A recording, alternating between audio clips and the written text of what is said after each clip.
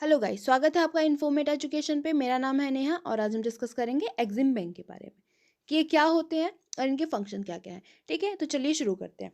EXIM bank को हम export import bank बोलते हैं। Okay, it was established by the government of India under the export import bank of India act 1981 as a purveyor of credit export credit mirroring global export credit agencies. Okay, तो इसको government of India ने बनाया था। कैसे बनाया था? एक act पास किया गया था जिस एक्ट का नाम है export import bank of India act 1981। ठीक है, तो एक इस तरीके से ये एक स्टैट्यूटरी बॉडी होगी। जब भी किसी भी इंस्टीट्यूशन को एक एक्ट पास करके बनाया जाता है, उसका एक पर्टिकुलर एक्ट होता है, तो उस इंस्टीट्यूशन को हम क्या बोलते हैं?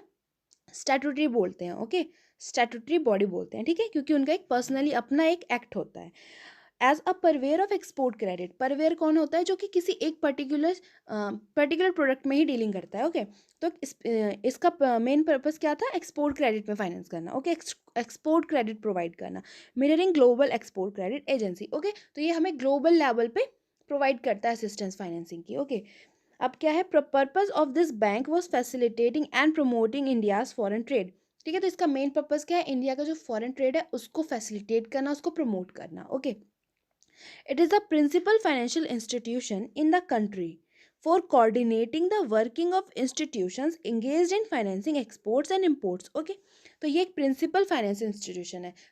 फाइनेंशियल का मतलब क्या होता है?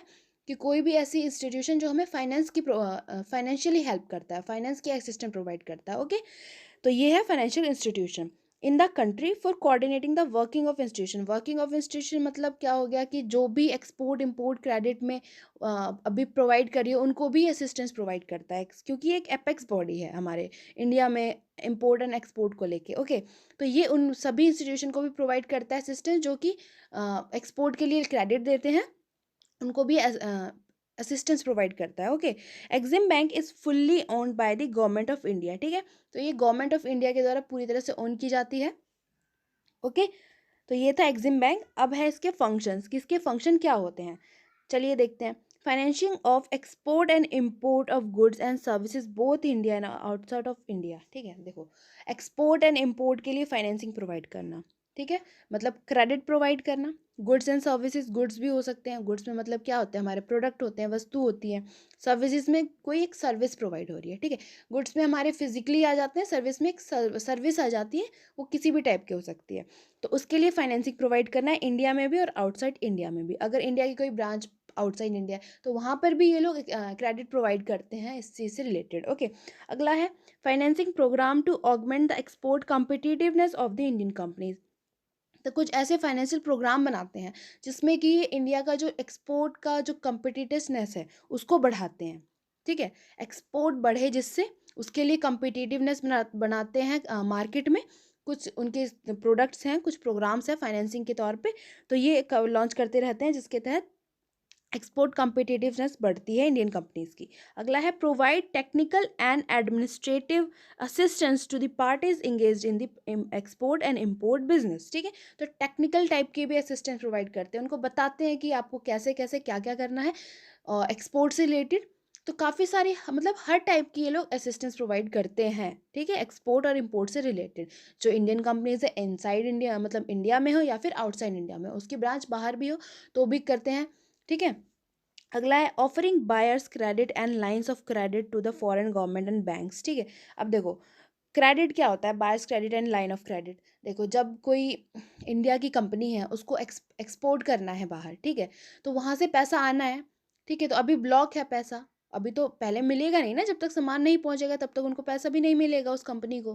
ठीक है, तो ये एग्जिम बैंक जो है ये हेल्प करता है यहाँ पर। ठीक है, उस पैसे को कंपनी तक पहुँचाने में, कहीं वो ब्लॉक ना हो या फिर कुछ दिक्कत ना हो, थोड़ा सा टाइम लगेगा पर वो काम हो जाता है इजीली। ठीक है, एग्जिम बैंक ये मेन काम करता है। ठीक है, क्योंकि या फिर मान लो बाहर से सामान आना है इंडिया में, ठीक है, तो भी वहाँ पे भी हेल्प करता है कि यहाँ से पैसा प्रॉपरली वहाँ चला जाए और वहाँ से सामान यहाँ पे आ जाए। तो ये मेन काम इसका यही है। ठीक है, तो एक्सपोर्ट को अच्छे से मैनेज करने का काम करता है। इसी को हम लोग लाइन ऑफ क्रेडिट बोलते हैं, जहाँ पर एक गारंटी दी जाती है कि हाँ, आपका सामान पहुँचा दीजिए, आपके पैसे रुकेंगे नहीं, आपको आप तक पहुंच जाएगा। ओके, अगला है providing advance advanced information and business advisory services to Indian export in respect of multilaterally funded projects of overseas। ठीक है, अब मान लो कि बाहर, इंडिया से बाहर कोई प्रोजेक्ट है, ठीक है, ओवरसीज मतलब आउटसाइड इंडिया, ठीक है, किसी देश में प्रोजेक्ट बनाया गया है, कोई कंपनी है जो कि अलग अलग देशों में निवेश करती है, तो वहाँ पर भी टेक्निकल या फिर इंफॉर्मेशन से related business advisory services provide की जाती है उस कंपनी को। ठीक है, कि हाँ ठीक है, आप यहाँ पे इन्वेस्ट करिए, आपको मतलब सारी इन्फॉर्मेशन दी जाती है उस कंपनी से रिलेटेड, ठीक है, एक्सपोर्ट से रिलेटेड, और वहाँ पे अगर इन्वेस्टमेंट करना है उससे रिलेटेड भी। ठीक है, तो ये सब होते हैं एग्जिम के फंक्शंस। तो मेनली क्या करता है कि एक्सपोर्ट में और इम्पोर्ट में हमें बहुत हेल्प करता है। ठीक है, जितनी भी हमें प्रॉब्लम्स होती हैं किसी भी एक्सपोर्ट इम्पोर्ट से रिलेटेड, वहाँ पे हमें असिस्टेंस प्रोवाइड करता है, फाइनेंशियल असिस्टेंस प्रोवाइड करता है, टेक्निकल प्रोवाइड करता है, हर टाइप की इन्फॉर्मेशन प्रोवाइड करता है, और अच्छे से मैनेज करता है जिससे कि हमारा जो एक्सपोर्ट है वो बढ़े इंडिया का। ठीक है, तो ये थे फंक्शन एग्जिम बैंक के। थैंक यू सो मच इस वीडियो को लास्ट तक देखने के लिए। आप लोग को काफ़ी कुछ जानने को मिला होगा। And please comment on this video कि आपको क्या अच्छा लगा और क्या नहीं, और आपको कुछ जानना है तो प्लीज़ बताइएगा। And thank you so much. Please like share and subscribe our channel.